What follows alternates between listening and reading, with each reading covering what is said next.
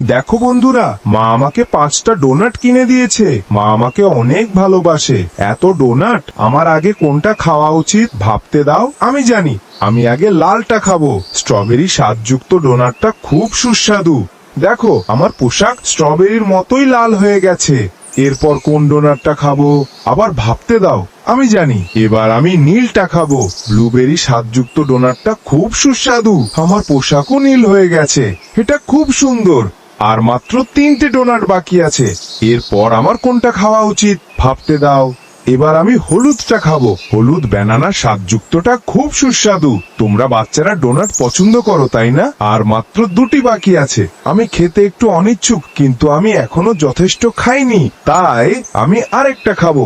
সবুজ ক্যান্টালুপ স্বাদযুক্তটাও খুব সুস্বাদু। আমার পোশাকগুলো খুব দারুণ। আর একটাই ডোনাট বাকি আছে, আমি তোমাকে দেব না। কেমন স্বাদের? বেগুনি আঙুরের ডোনাট সবচেয়ে ভালো।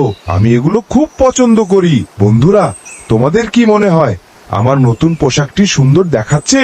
ভিডিও ভালো লাগলে লাইক, কমেন্ট, শেয়ার ও সাবস্ক্রাইব করে পাশে থাকা বেল আইকনটি বাজিয়ে দিন।